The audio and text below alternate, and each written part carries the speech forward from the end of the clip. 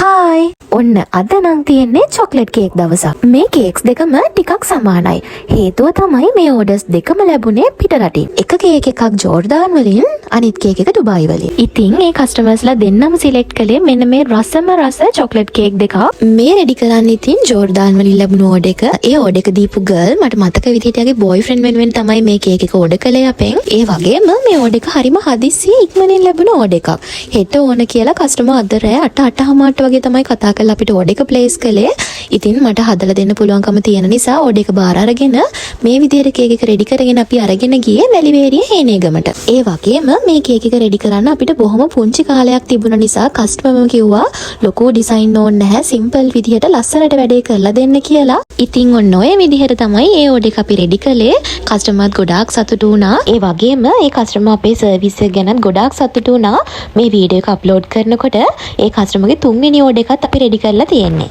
ඊට පස්සේ අපි මේ රෙඩි කරන්නේ ඩුබායි වලින් ලැබුණු අනිත් ඕඩර් එක.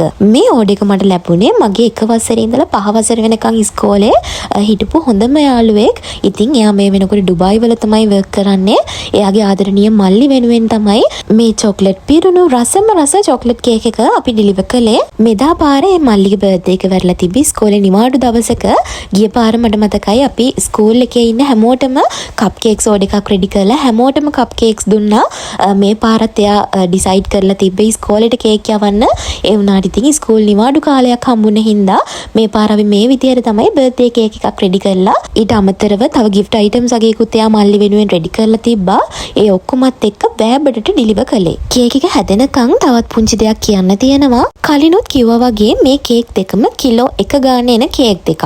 ඉතින් ඔයාලට පේනවා ඇති කේක්ස් දෙක කිලෝ 1 ගානේ වුණාට දෙක දෙවිදියකට තමයි තියෙන්නේ. ඒකට හේතුව නම් අපි මෙතන පේන කලින් හදපු කේක් එක හදලා බේක් කරලා අරගෙන තියෙන්නේ අඟල් 7 ට්‍රේ එකේ දෙපාරක්.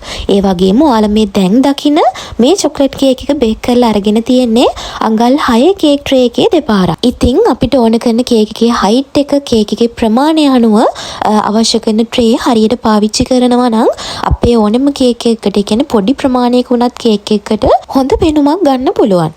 ඉතින් බලන්නකෝ මේ කේක් එක හැදෙන ලස්සන. එයාට ඕන උනේ යාගේ මල්ලි වෙනුවෙන් එක එක જાතියේ චොක්ලට් වර්ග, බිස්කට් වර්ග එකතු කරලා රසම රස ලස්සනම ලස්සන කේක් එකක් හදාගන්න. ඔයාලට මේ කේක් එක දකිනකොට මොකද හිතෙන්නේ? මේ කේක් එකට මම මොනතරම් සාධාරණයක් ඉෂ්ට කරලා තියෙනවද කියලා පහලින් කමෙන්ට් කරන්න බලන්න.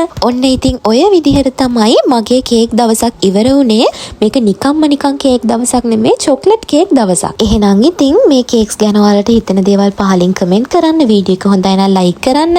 ආයිමත් මේ වගේ ලස්සන වීඩියෝ එකක් අරගෙන එනකන් අදට ගිහින් එන්නම්. ඔයාලා හැමෝටම සුබ දවසක් වේවා.